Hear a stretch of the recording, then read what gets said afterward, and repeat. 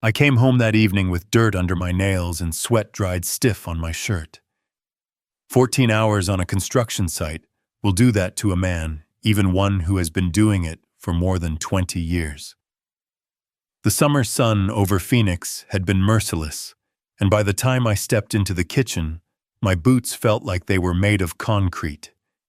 But the smell of my own house, faint traces of wood polish mixed with the oregano I had planted out back, still gave me a strange comfort. This was the house I had poured myself into. Every wall, every beam, every nail carried my work. We had nearly finished paying off the mortgage, and I had set aside enough for both kids' college funds. By most measures, I should have felt like a man at the finish line. But lately, the finish line kept moving further away. Laura was at the dining table, laptop open, still wearing the sharp gray blazer she had left for work in that morning. She did not look up when I came in. That was not unusual anymore. Her career at Weston Pharma had turned her into someone who seemed permanently tethered to glowing screens and endless calls. I used to admire her drive. I still do in some ways. But it also built a wall between us that I did not know how to climb. I set down my tool bag and went straight to the stove. Emily was home from Boulder for the summer, her last, before finishing college, and Jacob had just graduated high school. I wanted them to sit down to a meal that felt like a family, even if the mood in the house often leaned colder than it used to. So I chopped onions with the precision of a man used to measuring twice and cutting once, slid chicken into the pan, and listened to the hiss of oil fill the silence. Cooking was one of the few things I did not mind doing after a long day. It gave me purpose. It gave me the illusion of control. Jacob wandered in first, lanky still carrying the restless energy of 18. He dropped his backpack by the counter and grabbed a soda from the fridge. Emily followed, smiling that tired but genuine smile that had always reminded me of her mother in better days. She hugged me from the side, careful not to get grease on her shirt. "Smells good, Dad," she said. I nodded, my throat catching for a second. Those small acknowledgments meant more to me than I ever let on. Laura finally closed her laptop and joined us just as I was setting plates on the table. We sat down, and for a moment I could almost pretend we were back in those early years when money was tight. But laughter filled the rooms when Laura and I worked late nights on the backyard deck with our bare hands, and when our love still felt like a partnership instead of a contest. But pretending only lasts so long. Laura picked at her food, her expression tight. Then she looked up at me, her voice smooth but sharp enough to cut. "Daniel, you spend all your time fixing things, but when will you actually become something more than just the man with a hammer?" The words landed heavier than the concrete slabs I had moved that morning. She said it in front of Emily and Jacob, and I saw Jacob's fork pause mid-air, saw Emily's eyes flicker down to her plate. I wanted to defend myself, to tell her that the reason I never took those management chofs was because someone had to be there for school pickups, soccer practice, late-night fevers. Someone had to carry the invisible load, the one no company gives awards for. But all I did was swallow hard and take another bite of chicken that tasted suddenly like ash. Inside, though, a storm gathered. I thought of the years I had traded ambition for presents, overtime pay for family dinners. I thought of how I had chosen to be the steady post in the ground so Laura could climb as high as she wanted. I had been proud of that, until tonight, when the woman I once built dreams with turned it into an insult. I chewed slowly, nodded, as if nothing had been said, and forced a smile at Jacob when he asked about my day. I told him about the new bridge project downtown, about how the team had pulled together after a delivery delay. I made my voice light, steady, calm, but underneath something inside me shifted. It was not anger that scared me. It was the quiet knowledge that my sacrifices had become invisible even to the people I loved most. The conversation at dinner stumbled along, carried mostly by Emily's updates about classes and Jacob's plans for community college. Laura added a few polished comments about a new marketing campaign. Words smooth and shiny like glass, but with no warmth in them. I nodded at the right places, laughed when Emily teased her brother, and filled the silence with the clink of forks. When the plates were cleared, I stood at the sink washing dishes, my back turned so no one could see my jaw tightening with every scrape of soap against porcelain. The house I had built with my own hands felt suddenly unfamiliar, like a place I was only maintaining for others. The walls still stood firm, the mortgage nearly gone, the college funds intact. But the foundation of us, the marriage I thought was unshakable, had cracks running through it. And like any builder I knew, cracks don't fix themselves. You either patch them early or watch the whole structure give way. That night, lying in bed beside a wife who scrolled her phone in silence, I stared at the ceiling fan turning slow circles. The insult replayed in my head, Laura's voice reminding me that in her eyes I was only a man who fixed things, never someone who had truly succeeded. I clenched my hands, then forced them open against the sheet. There were things I could say, fights I could start, truths I could throw like bricks. But for the sake of Emily and Jacob, for the fragile peace of the household, I swallowed it all. Still, the taste lingered, and I knew this was only the beginning. I packed the cooler, topped off the washer fluid, checked the tires. Emily came downstairs with her hair in a loose bun, and that efficient look she wears when she wants to be somewhere else. Emily kept one earbud in and scrolled through her phone with the other hand. I drove and watched the miles unspool, thinking about the first time I carried her into kindergarten, her hand sticky with grape jelly and trust. I felt it in the way she angled her body toward the window, in the clipped answers she offered like receipts.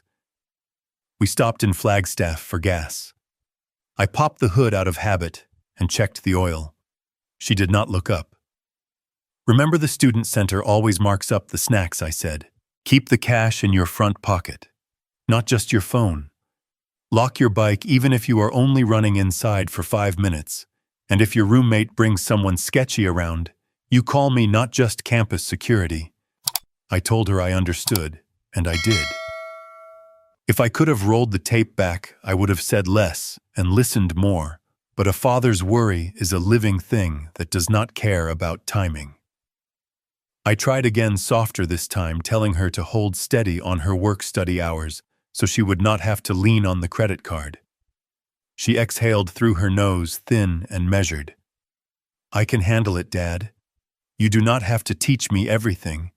I have been managing since freshman year." I felt the seatbelt tug across my chest, as if it were restraining the words I wanted to say. My managing had funded her tuition gap when a scholarship came up short. My managing had been the reason her textbooks arrived on time each semester. I swallowed those facts and watched the road instead. By the time we hit the long run into Colorado, the silence had settled into something almost workable. We pointed out a few roadside oddities and a thunderhead building over distant hills. I asked about her capstone. She answered in short, competent notes. I did not press. The Front Range rose as we neared Boulder, blue-gray and familiar, and traffic tightened around rental trucks and cars stuffed with pillows and houseplants. I backed into the loading zone near her building, and we hauled boxes up 3 flights. Emily carried the light things just to prove she could. I took the heavy ones because that is what I do. Her roommate popped in with a bright "hey" and disappeared again, already on her path. I fixed the wobble in the bed frame with a pocket wrench and slipped a level across the top of a bookshelf she had bought secondhand. My hands moved without asking permission. She watched me and then looked away, as if this part embarrassed her. When we reached the parking lot again, I pressed an envelope into her hand. "Just a buffer," I said. "Books always cost more than you think." Her mouth tightened. She pushed it back at me. I have savings. You do not need to keep rescuing me. It is not rescuing, I said. It is caring. She slid the envelope into her backpack without answering. She nodded and walked away without looking back, the weight of her pack low on her spine, the stride of someone stepping into her own weather. The drive home took longer. I turned the radio off and let the engine set the beat. Memory filled the quiet. Emily at 12 beside me on the garage floor, safety glasses too big for her face, holding a drill like a relic, while I guided her hands to sink a screw into pine. Jacob, with a chain blackened from his bike, while I showed him how to lift the rear wheel and pedal by hand, how to watch the gear catch, how to listen for the sound of teeth settling where they belonged. By the time Phoenix heat wrapped itself around the truck again, the house had gone into evening mode. The thermostat ticked, a neighbor's sprinkler chattered, and the kitchen smelled like citrus cleaner. Mom said I should get the new cleats and a travel bag and the team jacket. Season starts in 2 weeks. The discount ends tonight. I studied the list and asked which items he needed for tryouts, not for the social media photo. Cleats, yes. The travel bag could wait. The jacket could be a reward after grades posted.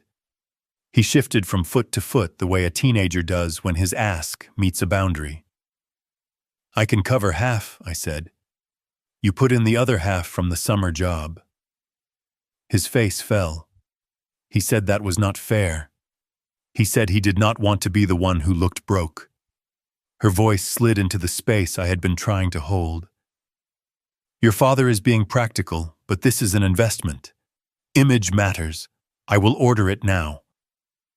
He did not look at me except to gauge whether I would argue. I did not. I thought about the shelves in Emily's room that now held books I did not recognize. I thought about the grit under Jacob's nails the day he fixed his chain, and the way he had grinned like a boy on a roller coaster. I tried to locate the moment when I stopped being the buoy and started being the weight.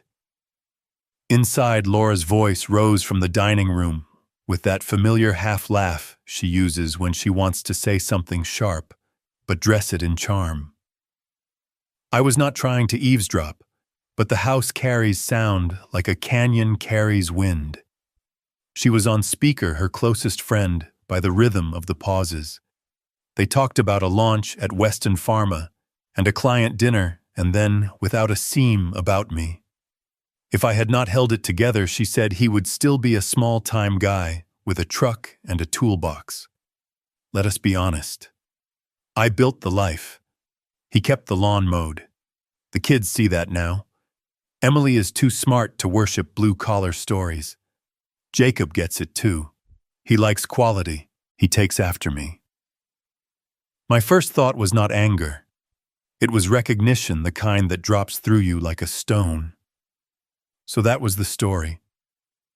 Not ours, not mine, not the complicated truth that any family built with sweat and nights and the kindness of ordinary days. A cleaner version had been told enough times to harden. The woman who made the life. The man who patched it. I could hear them choosing a side and believing it was the only reasonable choice. I walked in there and flipped the light. Metal gleamed on the workbench. The smell of sawdust made a quiet inside me that nothing else had managed all day. I marked the line and set my square. A few days later, the first hint of fall drifted in with a cooler morning, and the neighborhood group thread decided our place was best for a Saturday barbecue. Laura liked the idea more than I expected. She sent messages to a handful of her colleagues from Weston Pharma and told me it would be good to mix circles. Tightened the rail posts with the socket wrench, hosed off the deck, and brushed away the dust. Checked the grill burners, scrubbed the grates until they shone like old coins. I rubbed down 2 racks of ribs and a pile of chicken thighs, mixed a vinegar mop in a dented steel cup, and set a cooler with ice near the steps. Laura arranged flowers in short vases and rehearsed names under her breath, part hostess, part ringmaster. By late afternoon, the street filled with the usual parade. The Colemans with 2 toddlers already sticky with popsicles. Then a cluster of people I did not know well stepped through the side gate, all polished smiles and light jackets that say we have offices where the air conditioning always wins. "This is my team," she told me, and she said our names in that social tone that floats above the ground where real life stands. I took my station at the grill and did not mind it. The first sizzle calmed whatever static had been building in me all week. Someone asked her how she managed the latest campaign, and I caught the edge of a story I had heard at the dinner table, leaner now sharper entertainment ready. A woman from her team wandered up with a paper plate and a smile that did not know where to land. She said she had heard so much about me. People always say it like they are holding a fragile cup. I told her I worked as a field engineer, and that I still preferred steel dust to meeting rooms. Then Laura slid in beside her like a breeze that moves the curtain without asking. The kind people share when a joke has landed on someone else's back.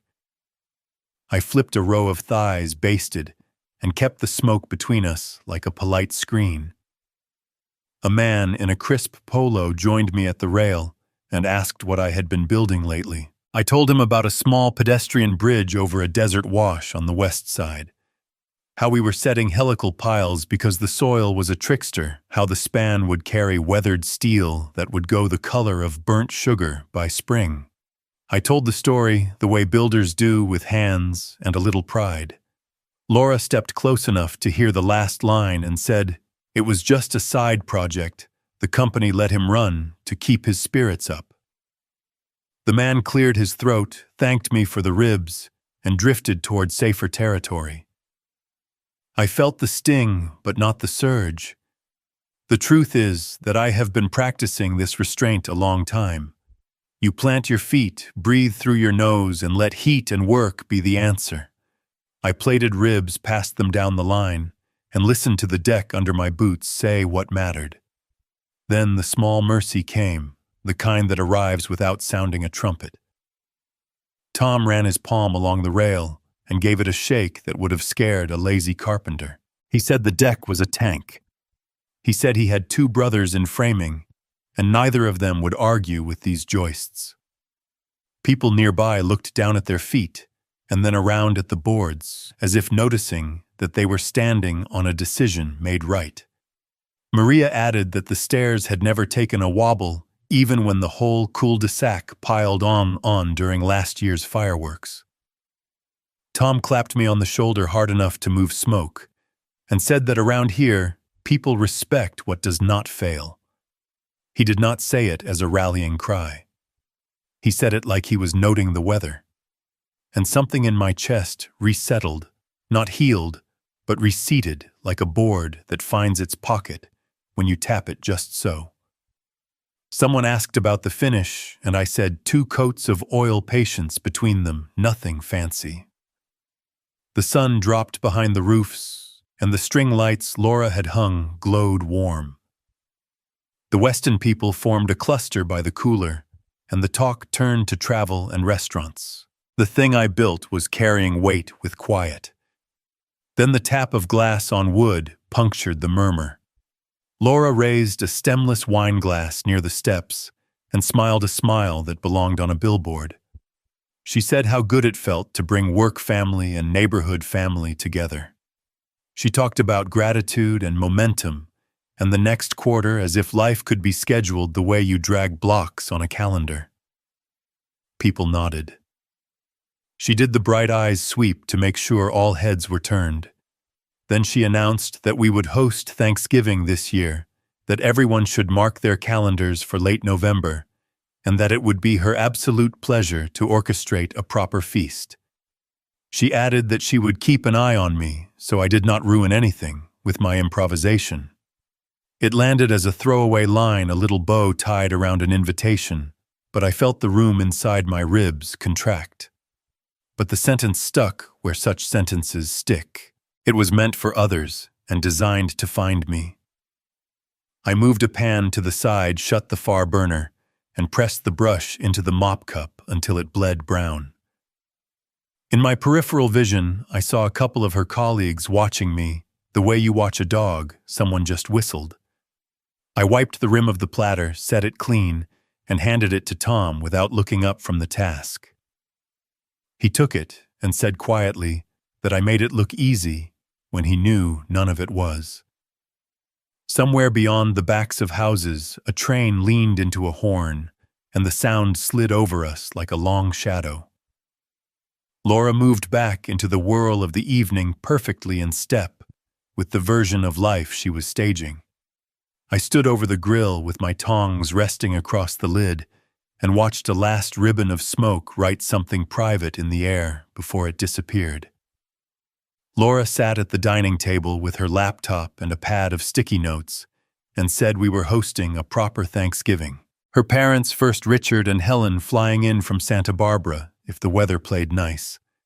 A handful of colleagues from Weston Pharma who had no family nearby. Tom and Maria Rivera from down the street. The Colemans if their toddlers did not come down with another daycare cold. Gina from the yoga studio, because Laura liked her energy. I took the plan the way I take a set of blueprints. I pictured the rooms, the flow, the load on the oven, the size of the bird. I told Laura I would handle the cooking, the cleanup, the lights on the deck, the yard. She nodded and kept typing already in the next conversation. Later, I heard her in the hallway telling Jacob that he should not expect much from Dad in the kitchen and that she had a catering company on hold just in case. The same afternoon, she told me to do everything so we would not waste money on extras. I said fine and wrote a list on the back of an old invoice. Turkey, fresh cranberries, oranges, celery, onions, sausage day, old bread for stuffing, pecans, sweet potatoes, green beans, good butter, heavy cream, rosemary, and thyme from the planters, 2 bottles of dry white for the pan. On Saturday, I drove to the market before sunrise. I picked firm cranberries that snapped when pinched, and a turkey heavy enough to feed a dozen without fear. I told him I would do it myself. I set a pot on to make simple syrup for the cranberries and salted the bird with a confidence that comes from years of learning what too much and too little feel like under your fingers. The stuck door in the guest room started sticking harder just to remind me who was in charge. Tom showed up with a tool bag and a string of warm bulbs over his shoulder.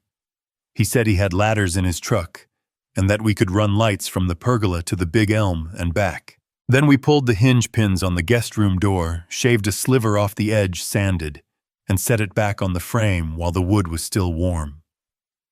Laura kept 2 phones at the ready and moved through the house adjusting things in half-inch increments. She reminded Jacob to sweep the leaves off the front walk. I saw the kids' faces in flashes. Emily's flight schedule popped into my head, along with her text the night before, saying she would try to study on the plane. Jacob came back from the front walk and hovered near the stove until I gave him a task. In quiet hours, I planned my timing as if it were a road closure. The turkey would sit in a dry brine for 2 days, then air dry the night before to crisp the skin. The stock would simmer the day prior with neck and vegetables and a handful of peppercorns. The stuffing would start as bread cubes left on sheet pans to stale. The cranberry sauce would sit overnight so the flavors could shake hands. On Thanksgiving morning, the oven would be free at 7, the bird would go in at 8, and I would rotate side dishes by temperature like a conductor guiding sections to keep time. On Tuesday afternoon, I heard Laura on a call with Emily. It was the voice she uses when she wants to build a world while pretending not to. I did not walk into the room. I did not remind her that I had cooked for this family for years when schedules collided and money was thin. I focused on water running green through the colander and let the faucet make the only noise. Tom came back Wednesday evening to help with the lights. We wound bulbs along the pergola and across the yard. Tom told me to step back and look at what I had built. He asked whether I had a plan for the oven traffic, and I showed him the schedule. He whistled low and said there were kitchens worthy of that blueprint. He did not say anything about titles or management. Inside, I mixed the cornbread and set it in the oven. I chopped celery and onion till the board glistened. I toasted pecans and listened for the moment when the aroma changes from raw to right. I worked steady and without hurry. It is cutting and stirring and cleaning as you go, so the work never swallows you. My hands remembered tasks older than any job review. Near midnight, I went to the garage to grab folding chairs and found Laura's car parked at an angle rear bumper close to the workbench. A phone face lit a rectangle of light on leather, and a preview of a message pulsed on the screen before going dark. The words landed in 2 quick blows.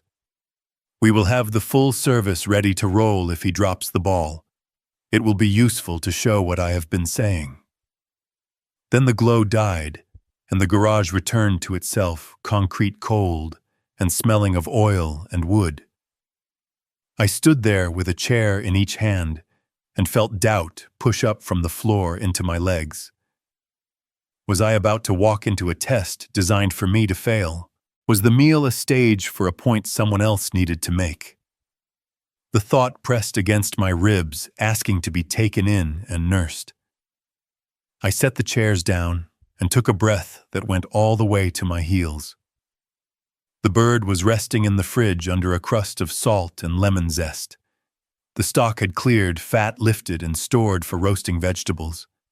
The list on the cabinet door did not care about anyone's narrative.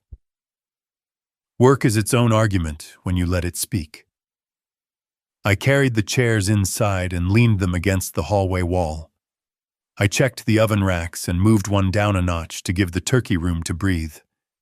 I labeled the platters so I would not hunt for sizes during the rush. I slid the cranberry sauce into a glass bowl and watched the surface shiver and settle. Laura had gone to bed.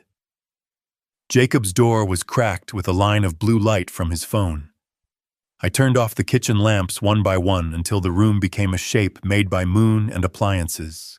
In the dark, I could still see that rectangle of text. I tried to imagine who she was sending it to. A friend from work, one of her parents, someone excited by the idea of a reveal. The old anger nudged me, asking to come forward and make a speech. I told it to sit down. There were onions to dice in the morning, and a bird to salt for the last time, and a yard that would be full of voices by afternoon.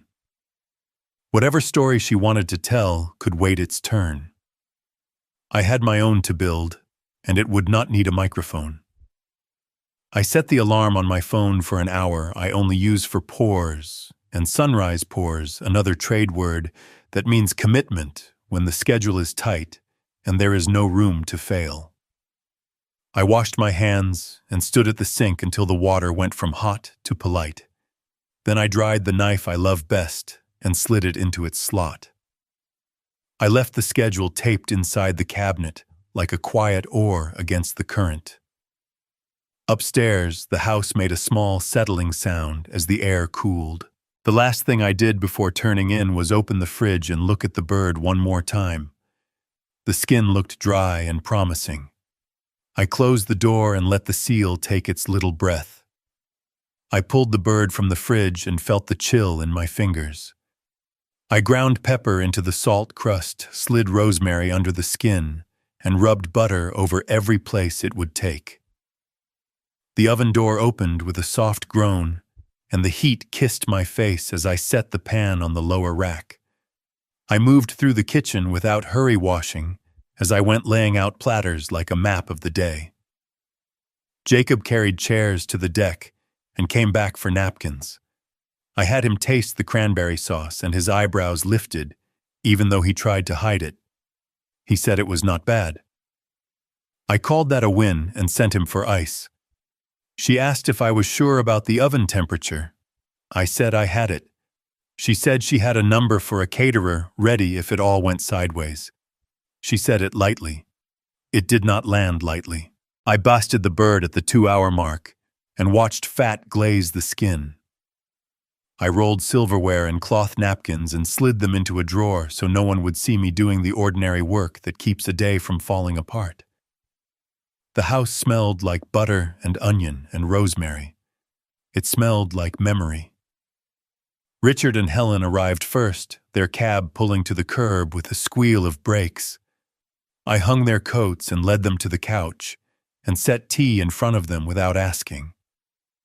Helen touched my wrist and said the house looked beautiful. I felt something soften along my ribs. Neighbors followed. Tom and Maria with a pie that Tom admitted he did not bake. The Colemans with 2 kids who immediately found the step where corn tastes better. Then a stream of faces from Weston Pharma. Laughter a little too bright. The front door kept opening and the day stretched to hold everyone. I moved between kitchen and living room, checking oven temp, refilling water, pointing people toward the deck. The turkey needed 20 more minutes. The beans came out green and glossy. I pulled a small pan of gravy to the front and whisked until it shined. Emily slid in from the airport with a backpack and a tired smile. I took the bag and hugged her longer than she expected. She hugged back and let go first. Jacob stole a dinner roll and disappeared. Laura clinked a glass with her ring and told everyone to gather in the living room before dinner. She stood near the mantel like a host on a stage. She thanked people for coming. She said we were grateful for chosen family and real family. She said the year had been full of growth and opportunity. Her team nodded. Helen smiled with her hands folded in her lap. I wiped my hands on a towel and waited for the part where we moved to the table and let the food take over. Instead, she added a line that bent the room. She told our guests not to expect too much from me in the kitchen or anywhere else and called me a useless old man. For a breath, the room did not know what to do. Then came the thin sound of polite chuckles, the kind that die at the edges. My face did what it does. It did not change. I set the towel on the counter and made sure my fingers were clean. I heard someone say, "Oh, come on," in a tone I could not read. I saw Emily bite her lip and look at the floor. Jacob stared at his shoes and then at the window. Neither moved toward me. Neither moved anywhere. I could feel the house hesitate like a dog unsure of the command. Laura kept talking. She said she had rescue plans if dinner went sideways. She said everyone could relax because she had thought of everything. I looked for anger and found something heavier. It does not show itself on the face if you have learned how to keep it private. Richard shifted forward on the couch, a small move, but in it I read a lifetime of rooms and remarks. His brow drew in and he squinted as if trying to see the difference between a joke and a cut. She pressed her palms together in her lap, and I understood that she had seen this before, if not with these words, then with this shape. Tom cleared his throat. The sound was soft, but it traveled. He looked at me, then at the oven, and said he hoped the bird had rested long enough, as if inviting the evening back to its proper order. Bless him for that. Maria asked where I wanted the salad. Gina asked if she could light the deck candles. I breathed once, steady and low. I moved to the oven, lifted the pan, and felt the weight I had prepared for. I set the turkey on the cutting board and let the juices collect in the groove. The skin crackled under my fingers. I said in a voice that did not shake that dinner is ready. I asked everyone to find a seat. I told Emily to pour water down the table and asked Jacob to carry the rolls. They moved. I carved with the knife that lives in the second slot. Leg first, then wing, then breast, long strokes that follow the bone. The meat cut clean. I arranged slices on the platter and tucked sprigs of rosemary around the edges because my hands know how to make a plate look like care. I handed plates to Tom and Maria and to Richard, who took his with a short nod that meant more to me than words. Helen took the smallest piece and put a hand to my arm when she passed the briefest touch, a telegram that said, I see you in a world that pretends not to.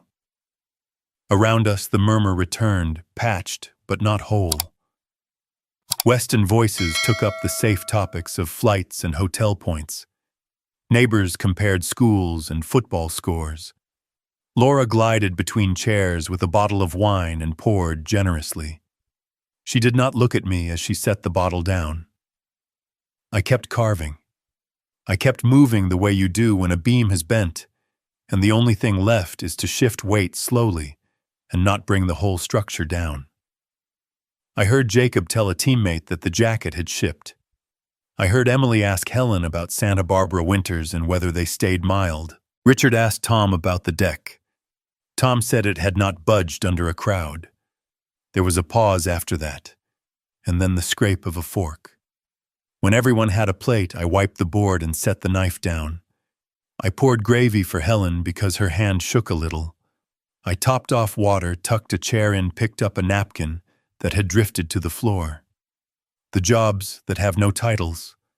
The work that holds a day together. I did them all because habit is as strong as hope. I felt the pocket where anger had wanted to live and chose not to live there yet. The room was a machine that needed tending. I could not afford to become part of the problem. Not tonight. I took the last seat at the corner of the table and for a second let myself look out at what we had made. Plates full, candles, steady lights outside drawing soft lines over wood. My chest felt tight, as if I had been running. The insult still sat in the rafters like a bird that might not leave. I cut a small piece of turkey and chewed. The meat was juicy and properly salted. It should have tasted like victory. It tasted like work. Laura lifted her glass and said to family and friends and to another year of growth. People raised their glasses. I did too. The day had reached that quiet just before dessert when everyone believes they will remember the best parts and forget the rest. I knew better.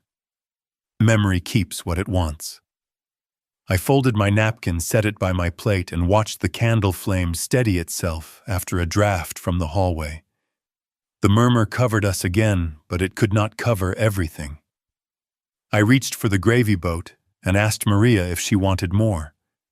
She asked calm, but not quiet, why her daughter kept cutting at her husband in front of family. The table stilled around her words. She said she was only teasing. She said people in this family knew how to take a joke. He did not look at me when he said it. He looked at his daughter. Laura lifted her glass and said again that it was banter, that everyone needed to relax. I cleared my throat and said dinner was meant to be a good thing.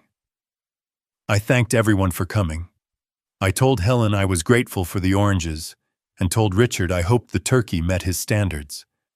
I asked if anyone needed more rolls. Laura's phone began to buzz on the sideboard, a thin, insistent sound. She stood quickly, said she would step into the kitchen for a second, and took the call with the same smile she uses in photos. A couple of people smiled. Maria asked about the brine, and I gave her the short version.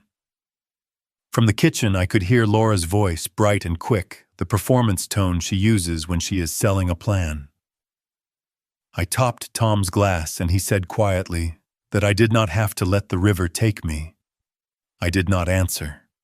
I was still trying to keep the surface calm. Richard set his glass down with more sound than necessary, not a slam, but a declaration. He spoke to the table, not just to me, not just to Helen. He said his daughter had been spending in ways that did not add up. He said he was old enough to know the difference between generosity and theater. He looked around as he said it, making sure the room understood that the remark had a destination beyond the centerpieces.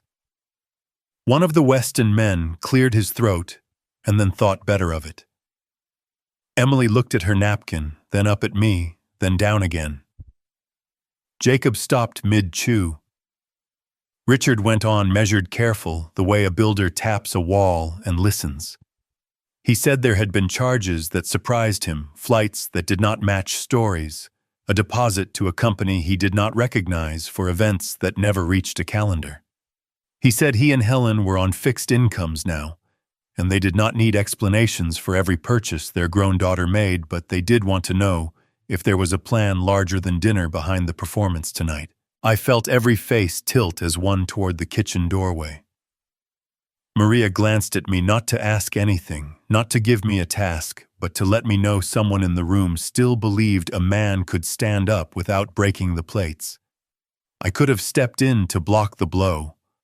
I could have said that holiday money always looks strange, that people move numbers around this time of year, that none of this belonged on a table with candles and green beans. I could have told Richard we would talk later. Instead, I did the one thing I knew how to do without making the room worse. I said, "Who needs water?" and I carried the pitcher around the table as if that were the only question that mattered. Neighbors looked embarrassed to be in a theater they had not bought tickets for. Laura's voice sharpened in the kitchen, then softened, then stopped. She told Richard everything was under control. She said holiday logistics were complicated. She said no one needed to worry, and that the meal was the point. She did not sit down. Richard did not raise his voice, but he did not drop it either. He said control is not the same as clarity, and that the family deserved clarity. He said the last time he had felt this kind of fog, a contractor had been overbilling him for work that looked good on paper and thin in concrete. He said that was a long time ago and he had learned to ask earlier rather than later. I was back at my chair by then. I did not sit. I set the towel on the table beside my plate and kept my hands visible so no one would think I was hiding. The smell of turkey and rosemary stepped forward again, as if to remind us of something simpler. Emily asked if anyone wanted more beans. Her voice wobbled and then found itself. Jacob stood without being asked and carried the rolls to Richard and Helen, a small act of service and instinct older than this argument. Laura said she would explain later, and that tonight was not the time. Richard said later had been getting farther away lately. Helen finally spoke again, a quiet sentence that stopped the room more completely than any speech. She told Laura that kindness starts at home, and that if there was a story beyond kindness, it was time to tell it to the people sitting at this table. I did not want this fight. I did not want this audience. I wanted plates cleared and pie served and the sound of coffee filling cups. But the room had shifted and you cannot pretend a floor is level after it slides. I lifted the pitcher one more time and asked Tom if he wanted any.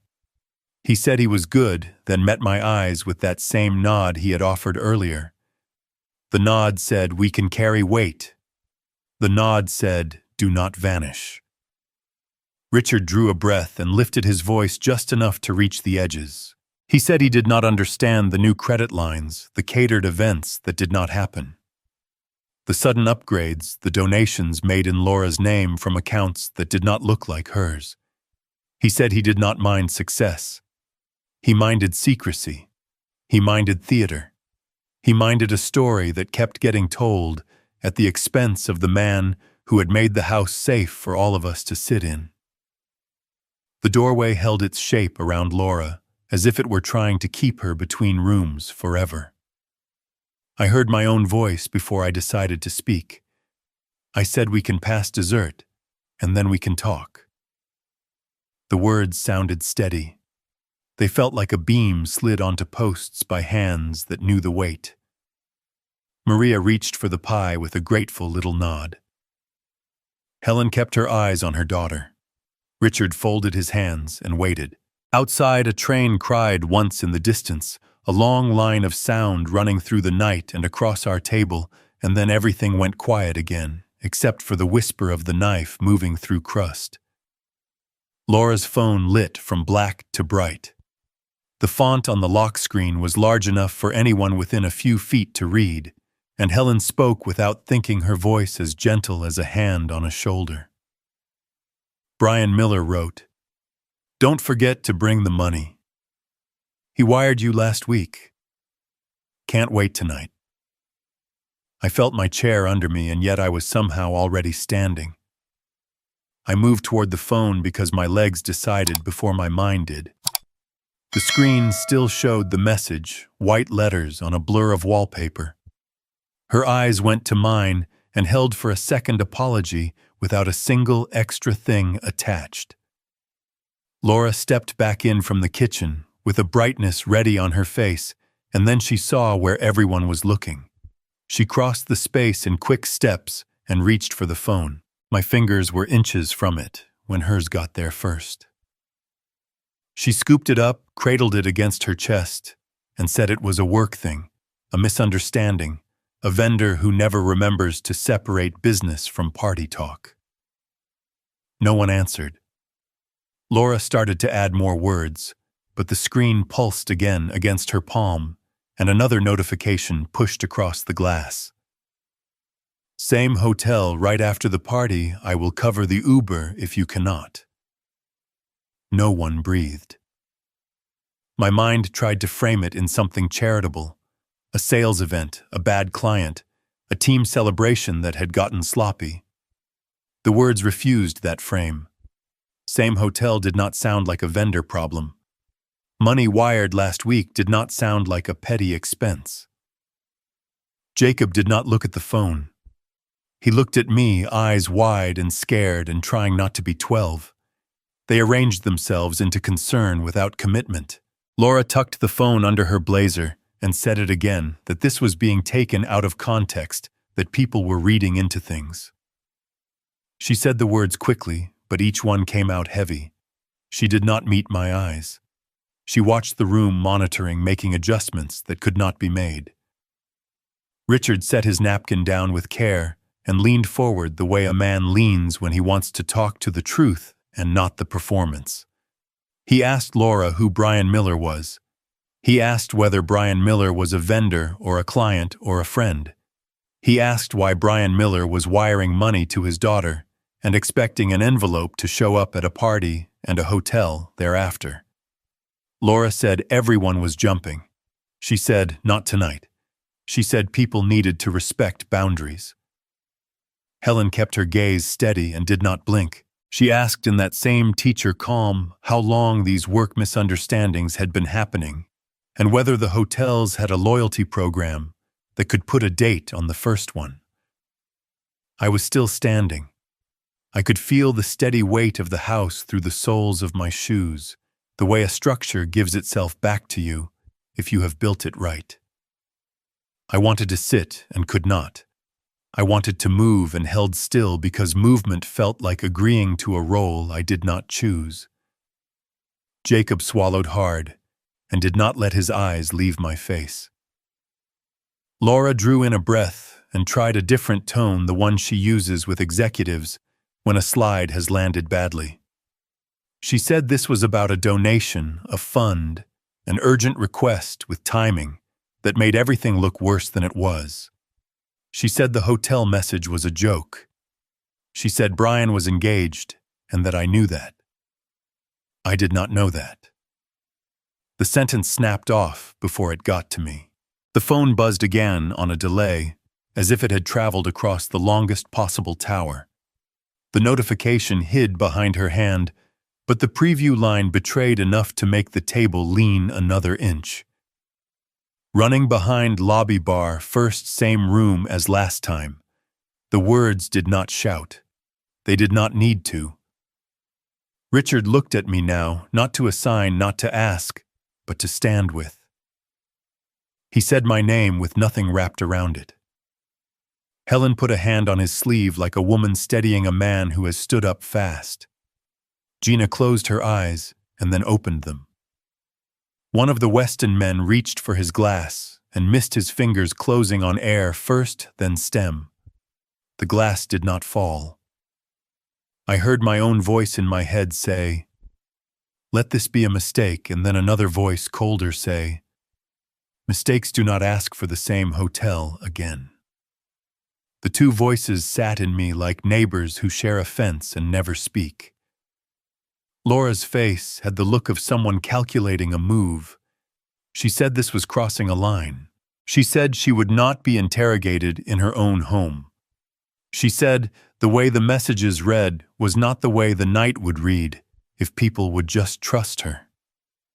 She used the word trust like a plate she set in front of me, beautiful and breakable, and held out with both hands.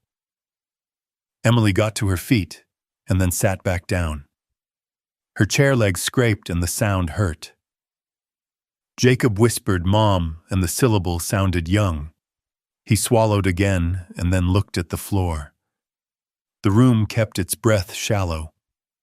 Someone's fork touched someone's plate, and the soft ring made me want to smash something that did not belong to anyone on purpose. I reminded myself of air. I reminded myself of work. I thought about the rosemary outside and the steady way it gives regardless of weather, regardless of hands. I set my palm on the back of my chair to feel wood, a thing that tells the truth, because it cannot do otherwise. Richard said quietly that when a message naming money and a hotel appears in a room full of family and neighbors, it stops being a private matter. He said people earn privacy with candor, and that candor had gone missing. He said he loved his daughter. He said love without clarity feels like carrying a box with no bottom.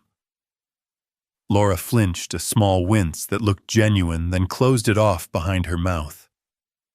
She said we were humiliating her. She said the timing was unfair. She said Brian would be furious with her for the exposure. She did not hear what she had just admitted. Tom started to say my name and stopped, not wanting to add his weight to a balance already leaning. Maria squeezed Emily's hand and told her to breathe. Helen's fingers worried the edge of her napkin until it frayed, and then she made herself let go. I looked at the faces that had sat at my table for years and the ones that had just arrived in our lives because Laura wanted a full room. I looked at the man who had called me useless 15 minutes ago and now planned a hotel bar after my dinner. I felt the shape of the insult change in my chest. It was no longer a blade. It was a blueprint revealing a structure behind the words I had been living under. My voice finally arrived, not loud, not theatrical, just there. I said we would finish dessert, and then we would separate the stories from the facts. I said there was a difference between being kind and being weak. I said we would be kind to our guests and strong with the truth. Emily stood again and stayed up this time. "Dad," she said, and there was plea in it and apology and something like fear. Jacob scooted his chair closer to mine without moving his feet. He was not looking at his mother anymore.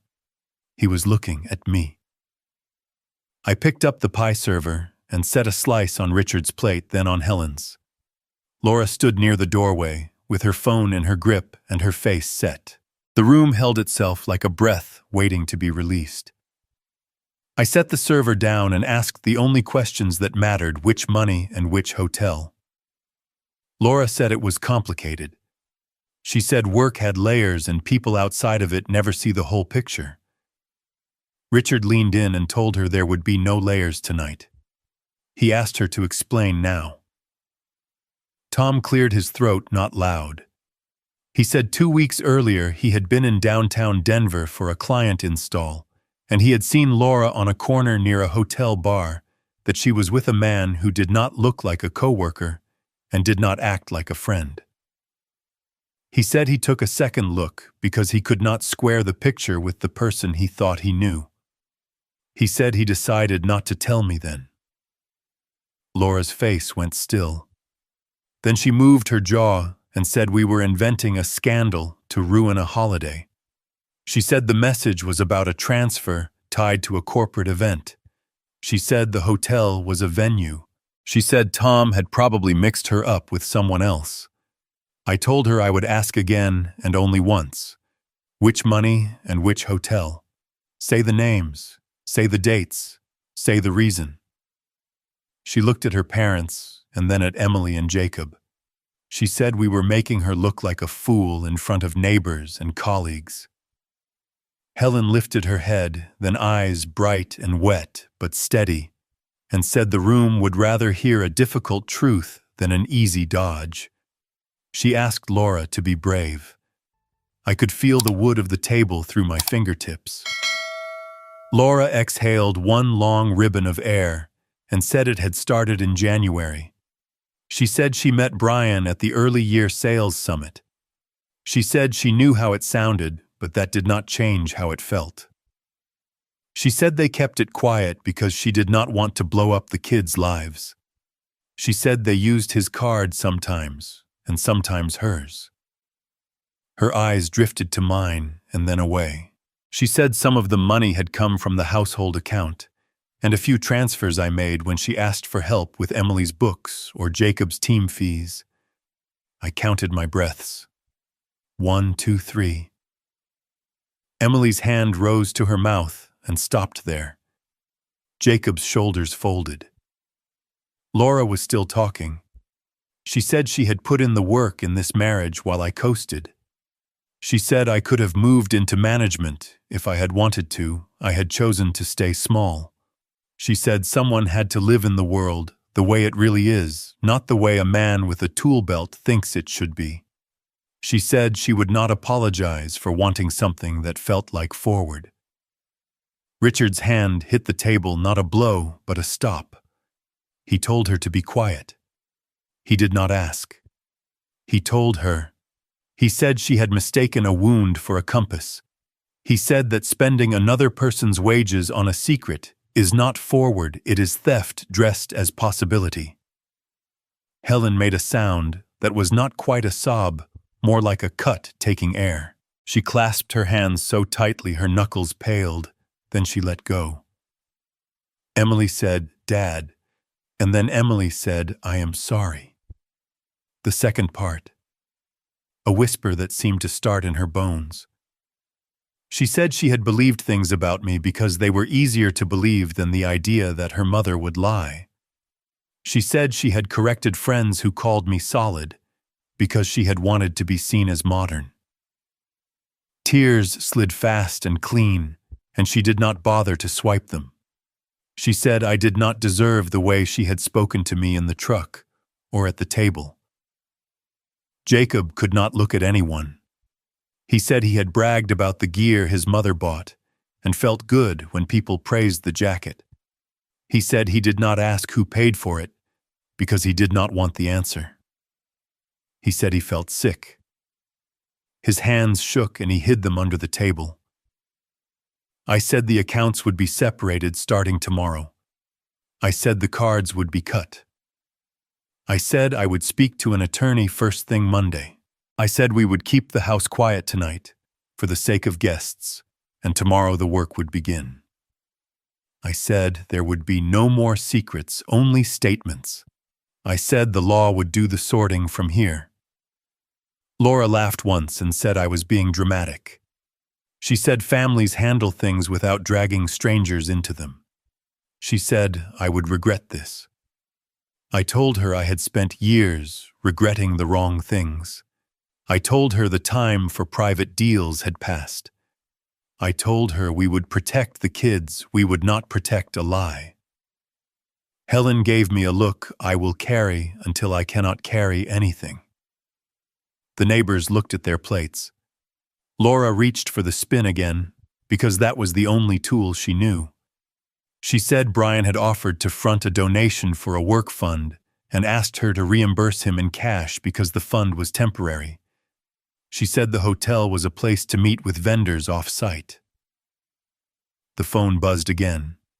She silenced it without looking at the screen. Emily drew a breath that shook. She said she had been cruel to me when I did not deserve it. She asked if I could forgive her.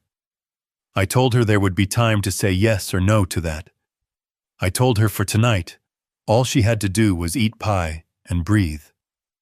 Jacob said he would pay me back for the jacket with his job at the rec center. I told him we would talk when he was not shaking. Helen pushed her dessert away untouched. Richard took her hand. Laura stared at me as if trying to rehearse a better version of the last 5 minutes, and finding the lines erased. She told me I was making a mistake. I told her the mistake was already made. I told her our children would not learn that love means pretending not to see. I told her lawyers were simply people who draw lines when families forget where the walls are. She opened her mouth and then closed it. She looked small. I stood and told the table that coffee would be ready in 5, and that anyone who wanted to leave early could do so without apology. Chairs scraped. People stood to help when they did not know what else to do. Maria began to clear plates. Tom carried the heavy platter. I took the knife to the sink and washed it with slow care. The steel came clean under water that hissed and then softened.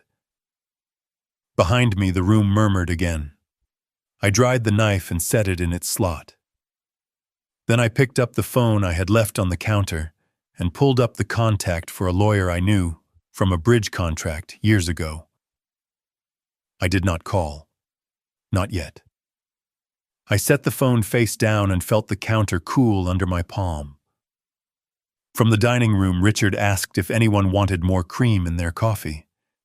Helen wiped her eyes and smiled at him. Laura stood by the doorway, her hands empty for the first time in a long time. I looked at my children and found their eyes on me, not for rescue, not for permission, but for direction. I nodded once. The room exhaled. Chairs, scraped shoes found their way to the door, and the careful goodbyes sounded. The Weston faces thanked us with practiced warmth, and neighbors hugged in the doorway. Richard did not reach for his coat. He waited until the last pair of taillights disappeared and then asked if we could step outside. The air was cool enough to make the steam from the kitchen vents. He said he had a friend who handled family matters and business disputes. He said he would make an introduction first thing in the morning and walk me through what to gather. He said I had carried this house long enough to deserve a fair line. Helen stood beside him and told me she was sorry she had not paid attention sooner. Her hand was small and dry in mine. Inside the dining room looked. I stacked plates without clatter, scraped bones into a bin, and wiped rings of wine from the table. Every task I took was a way to keep my hands from shaking. I looked around at the rooms I had framed and the floor I had sanded, and I knew what had to happen. I would not sleep in this house tonight. Tom read the decision before I said it. He touched the back of a chair like a man steadying a beam and told me the guest room was open. He said Maria had already put fresh sheets on it in her head. He said I could stay as long as I needed, or only a few days. Laura stood by the entry table with her phone in her hand. She spoke into it. Then her face changed. The call had gone to voicemail. She tried again with more speed and less air. Straight to voicemail. She tried a different cadence. Silence answered. I carried glasses to the sink and set them in warm water. Helen took a towel and dried without speaking. Richard gathered the coffee cups. I told Emily and Jacob to come sit with me in the living room. I said I was leaving for a few days. I said I needed a room where the air did not tell me who I was. I said I would be close and that nothing about my being their father would change. Emily let out a sound like a rope pulled across stone, and then she stood and stepped into me and held on. It was not a careful hug. It was a hold. She said she was sorry again and kept saying it until the word lost its edges. Jacob nodded fast and kept his chin down, then scooted closer and set his shoulder against my arm. Laura stared from the doorway. She said the kids were fine and did not need drama. She said I was making a show. She said I was punishing her to win a room. Then the phone in her hand lit again, not with a call, but with the little flag of a message. She turned away so we could not see, but the way her mouth pressed said more than the words on the glass. She typed, waited, typed again, waited longer. The light went dark. Tom loaded the dishwasher with the precision of a man who knows heavy labor and small order. Maria moved like a quiet metronome between table and sink. Richard stood with his coat over his arm and said again that morning would be work and that he would drive if I wanted him to. I told him I could take my truck. I thanked him with more than the words. I went to the bedroom and pulled a duffel from the closet. I put in jeans and shirts and socks. I added a folder with our mortgage statements and the file with the kids' school accounts and the receipts from the deck lumber. I looked at the ring on the dresser and left it there. Emily stood in the doorway and asked if she could come in the morning to help me at Tom's. I told her it would be enough to text me when she woke up and to eat breakfast. Jacob asked if he could bring me my Craftsman radio. I told him that would be good. He nodded and tried to stand taller. Back in the hall, Laura was still stabbing at the phone. She stepped into the half-bath off the entry and closed the door. Through it, I could hear only fragments. She said, "We have to talk." She said, "You cannot leave me like this on a holiday." She said, "Where are you?" She said, "Answer me." The house waited. I walked to the garage and lifted the door. The smell of oil and wood and cold metal steadied me. Tom's truck headlights slid along the curb as he pulled around, so I would not have to lug the bag far. He cut the engine and let the quiet have its place. He said the guest room window sticks on cold mornings, and I would have to lift as I slide. He said the coffee maker is stubborn and prefers a slow pour. He said if I woke in the night, there would be water in the fridge. Richard and Helen came to the door in their coats and told me to call when I had settled. Helen touched my cheek the way a mother does when her child has a fever. Richard shook my hand and then gripped my forearm. Emily and Jacob followed me to the driveway. Emily slipped her fingers into mine and did not let go until the bag was in the truck. Jacob said he would tell the coach he needed to leave early from practice tomorrow to help me move some things. I told him to do his practice and that work could wait for the hour after. Laura stepped out onto the porch with the phone pressed flat against her palm. She had reapplied a line of lipstick. She said I was being rash. She said the kids would suffer. She said Brian would explain if we gave him a chance. She said he was probably in a dead zone. She tried to call again. The phone blinked and then offered nothing. I told her there would be a schedule tomorrow. I told her I would text the plan so there would be no confusion.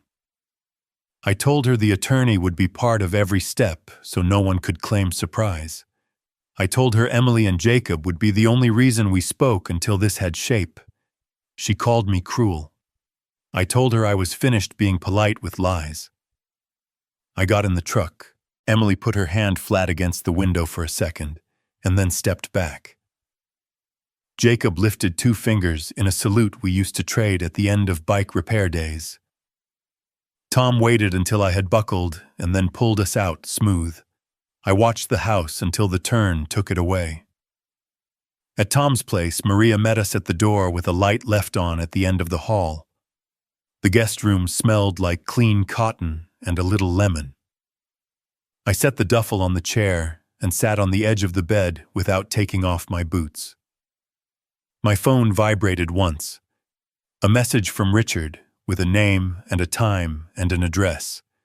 Another from Emily that said, "I am here." Another from Jacob that said, "I will bring the radio in the morning." Out in the living room, Tom turned down the television to a whisper. The house made friendly sounds. The heater clicked, the fridge sighed. The neighbor's dog announced the late hour and then forgot why. I unlaced my boots and set them side by side. I washed my face in a sink that did not know me. I lay back and stared at a ceiling that had nothing to say about me. I thought of the board I had promised myself earlier, the line it needed to run the posts it would need to meet the fasteners that would not fail. On the other side of the wall, someone laughed softly at a show and then coughed a human sound full of nothing more than air. My phone lit one more time with a number I did not recognize, and then went quiet. I let the quiet hold me. I did not sleep fast, but when sleep came, it arrived like a crew at first light, ready to put hands on something that had to stand. I met Richard's friend at a downtown office. We built a file from the ground up: bank statements, pay stubs, mortgage records. I signed the petition for dissolution and the motion for temporary orders. The clerk stamped the papers. Service was handled by a process server. When it was done, the calendar began to move on its own. A preliminary conference in February. Disclosures. A parenting plan, even though our children were almost grown, because the court likes order more than assumption. The first hearing came. Judge Thompson listened without wasting the room's time. He asked for incomes, living expenses, a snapshot of how the house had been paid and by whom. He looked over the photographs and receipts. He set temporary orders in place. Child support would be paid by Laura under an income withholding order garnished directly from her paycheck and sent through the state clearinghouse, tied to the remaining months of support that applied to our youngest under the law and our agreement. Spousal support, modest and time-limited, would also be paid to me given the disparity in current earnings and the temporary disruption caused by the separation. He said it was not a prize and not a shame. He granted me the exclusive use of the house pending division of property and ordered both of us to preserve assets and insurance. I moved back into the house the next week with Tom and Maria helping. We carried my duffel in first, and then the small things a man needs to feel human. Laura had placed her clothes in the guest room and took a short lease on a nearby apartment. She walked through the rooms. We did not say much. We were not required to. February bent itself around court dates and lists. I learned the language of affidavits and exchanges. I cooked in my own kitchen without flinching. Emily stopped by more often and sat at the counter with her books. Jacob came after class and we fixed the busted latch on the gate together. The wage garnishment began in the second pay period after the hearing, a state envelope with numbers. I did not gloat. I paid the electric bill on the same day it arrived and put groceries in the fridge. I set aside the small spousal support in a separate account as ordered and labeled every line. At Weston Pharma, the story that had fractured our table became a matter for a different kind of order. Kathy from Human Resources reached out after the hearing. She asked for any information that might touch the company.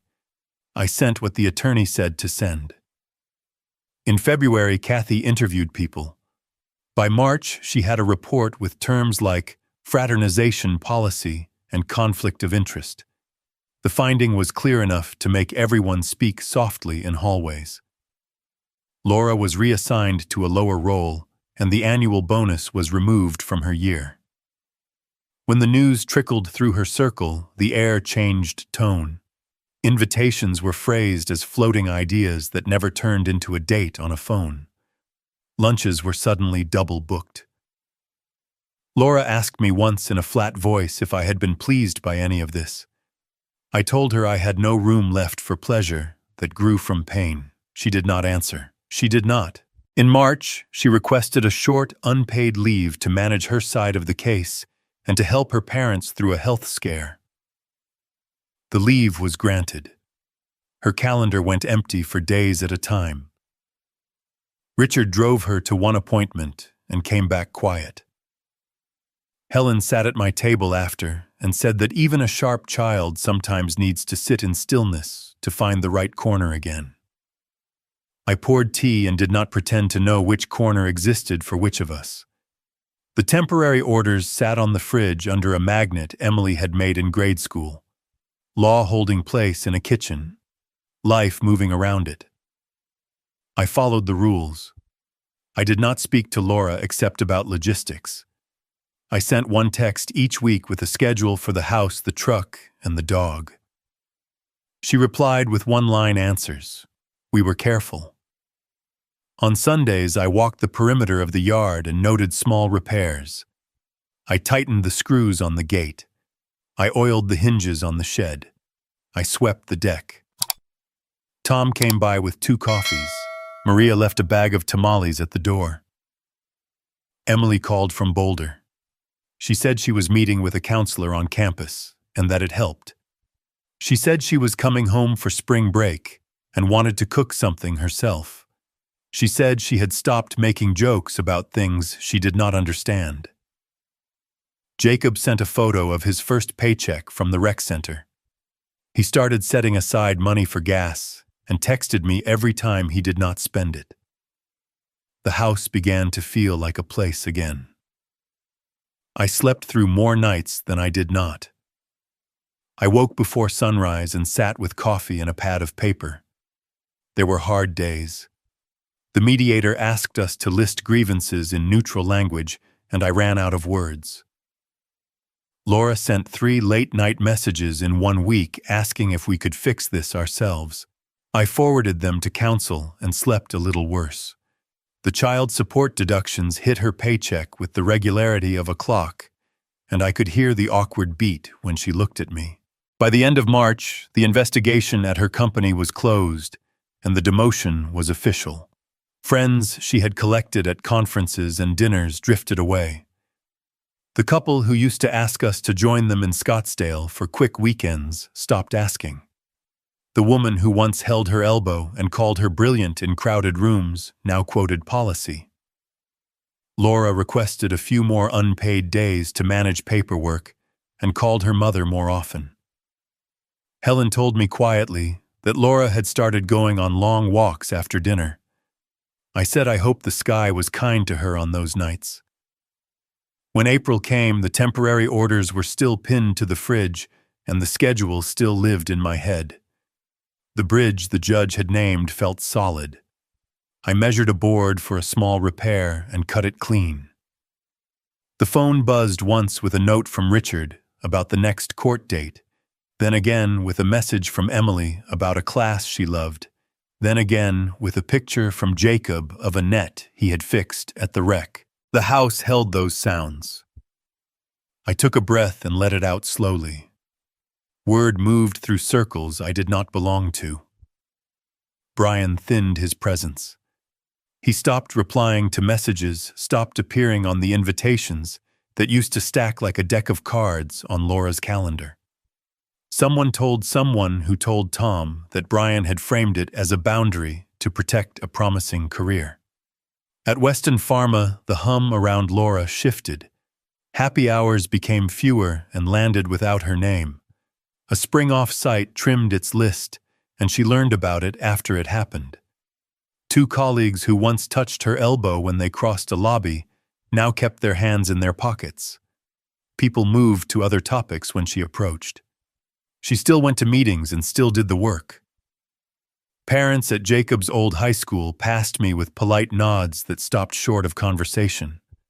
A few asked careful questions that were really fishing lines. Most looked grateful when I talked about weather and traffic and let them off the hook. At church, the pastor shook my hand with all his heart, and the ushers found me a bulletin and a seat. Laura's cousins called Helen more than they called her. At first they tried to patch the fabric with words about stress and modern life. Then the messages grew shorter. An aunt wrote to say she loved Laura and could not defend her choices. A brother who had always admired her career asked after Emily and Jacob first and kept the call brief. Richard refused to help her recast the story. He told anyone who asked that the court would sort the money and the adults would live with the result. Helen stopped spending time on explanations. She came by with soup when Emily had a cold in May and brought a book Jacob needed for class without asking whether I had ordered it yet. Emily came home the first week of June. She set the case by the hall and said she would sleep in the smaller room because the light in the morning helped her study. She made a list on the fridge of nights she planned to cook and taped it up. The first night she boiled pasta and burned the garlic.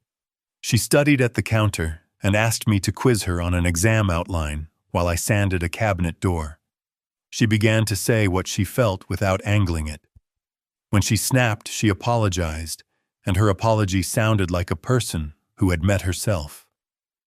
Jacob brought a duffel on a Tuesday and set it by the couch. Community college was closer to our side of town. He said it made sense. He said he could bike or take my truck when I did not need it. He said he could help with dinner and mow the yard without being asked. I did not call it anything either. I said Tuesday nights could be his to plan. He cooked eggs and potatoes. He learned that I would not change the rules on him if the day went sideways. He learned that I would show up when I said I would, and that if I could not, I would say so before the time came. Work steadied me more than anything. In April, the city issued a small contract for a pedestrian bridge over a wash on the east side. The completion date was set for the third quarter of 2025. I remembered how to build a schedule that holds and how to read weather and procurement. Helical piles again, shallow bedrock, trying to be clever, a span that wanted to flex but not fail. I walked the site in the pale mornings and marked stake locations with calm hands. When I sent the first progress photo to the project manager, she wrote back that it was good to see clean work. Tom gave my number to two neighbors who needed real repairs. One had a slab that had lifted and was tripping the mailman. Another had a staircase that complained every time a child ran. I priced the job straight and showed up when the clock said my name. Word slid across the block. A man in a baseball cap stopped as I loaded the truck and asked if I could look at a patio that had sagged on one side. I said tomorrow at 8 and was standing there at 7:59. We found a summer rhythm. Emily ran in the mornings and studied in the afternoons and brought home plants from a farmer's market.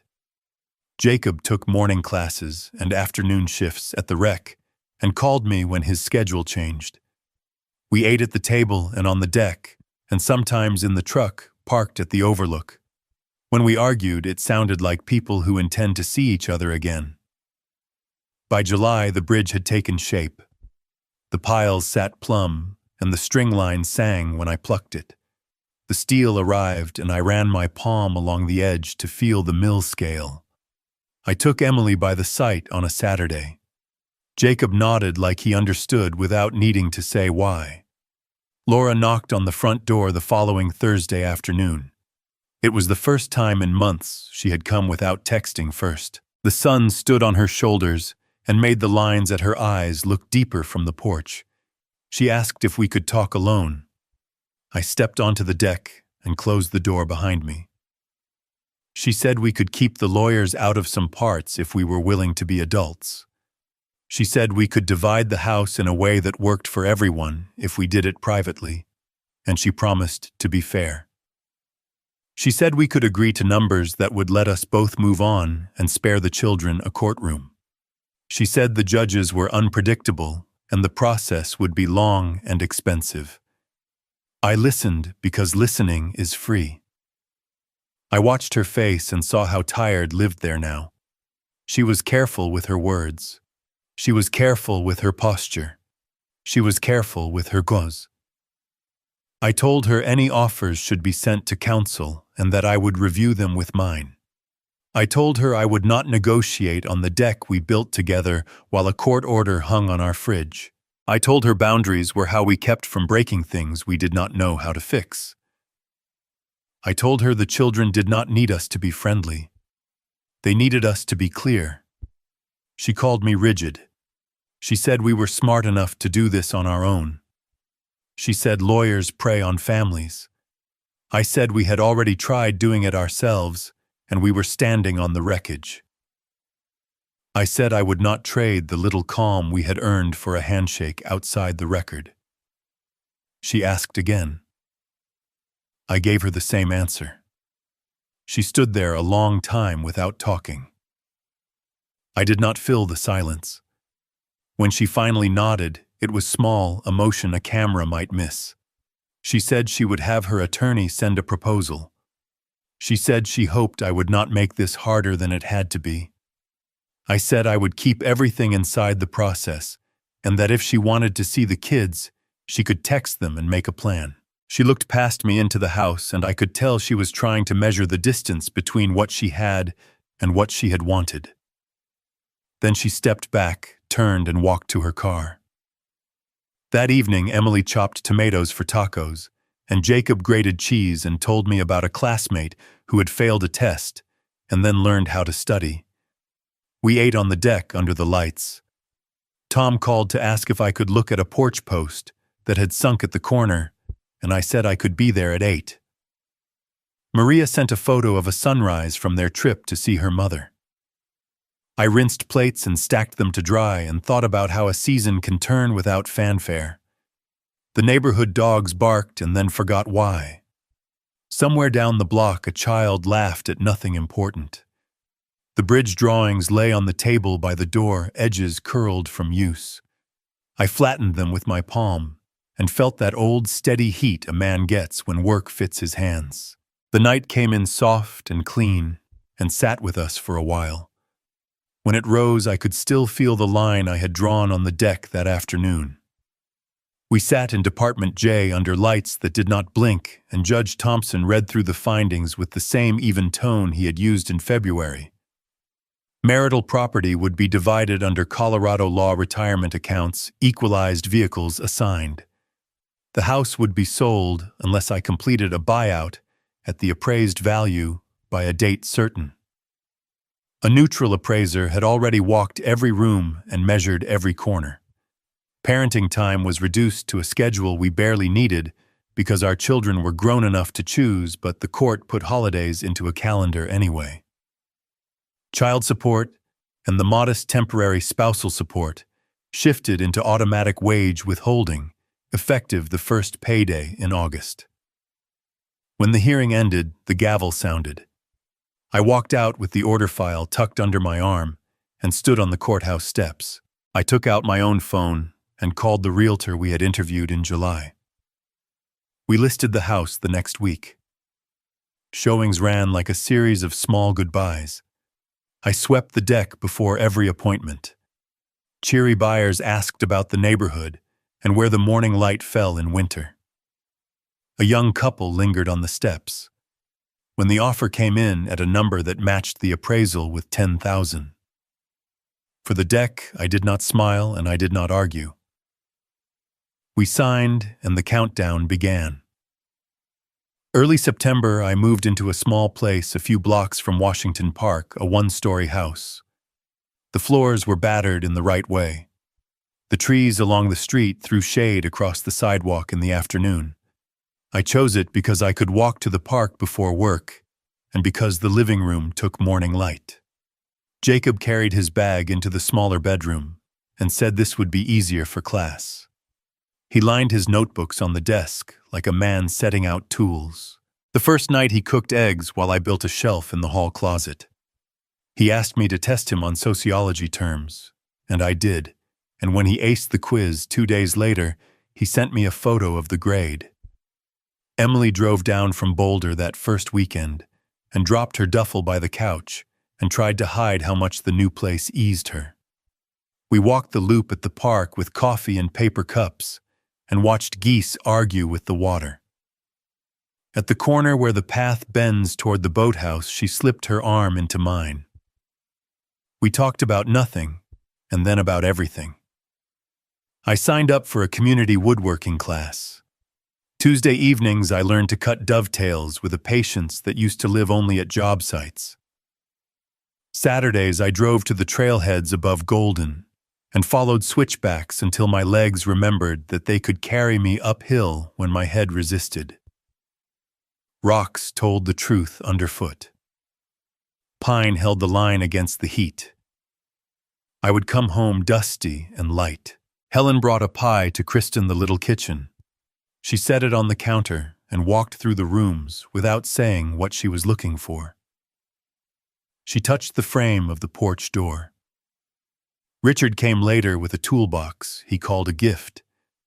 He shook my hand on the porch.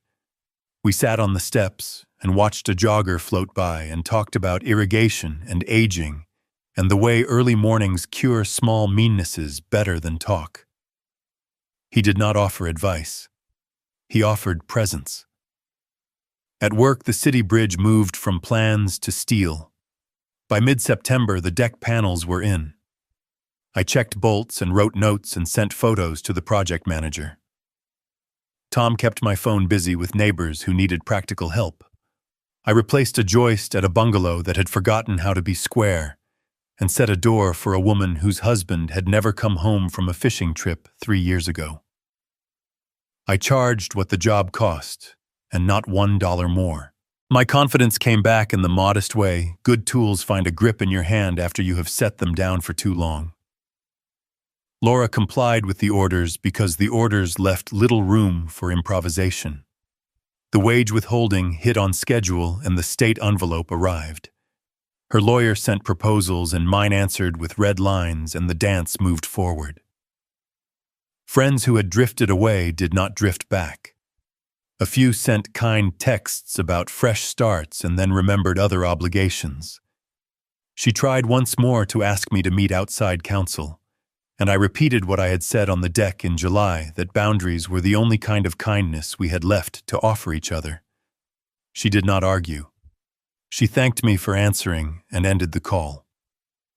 The park taught me other schedules. I became one of the regulars who nod without names. The barista on the corner learned I take my coffee black and poured before I asked when I walked in after a run of site visits. The woman who teaches yoga by the lake on Saturdays waved me over once, and I shook my head and laughed and promised to try when the bridge was done. Life collected itself without a pitch. On a Sunday after church, Emily spread her resume on my table and asked if I could read it like a foreman and not a father. I circled verbs and cut adjectives.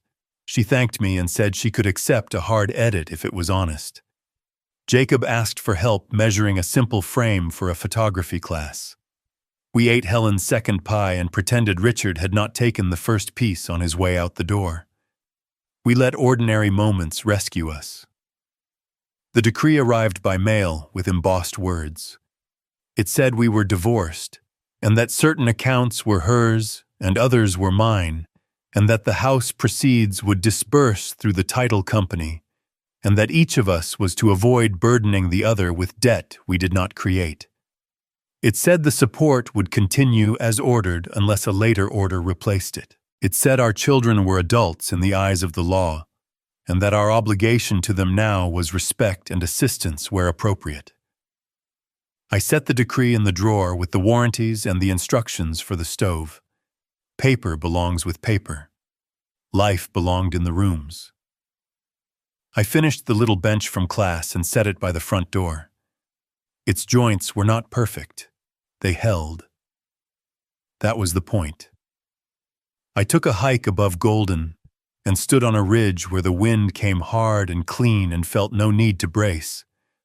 I walked home through the park at dusk and watched a pair of kids race their shadows. There are insults that feel designed to finish a man. There are nights when a sentence takes your breath and makes your hands go cold at the same table where you once taught a child to butter bread. But truth has a longer stride than performance, and the law can be a quiet friend when feelings have run out of manners. The orders and the hearings did not make me whole. They gave me back a voice I had stopped using. I am not a useless man. I am a father who stood up and kept standing. If you have witnessed or lived through moments where you were shamed, tell your story and the lesson you carried out of it.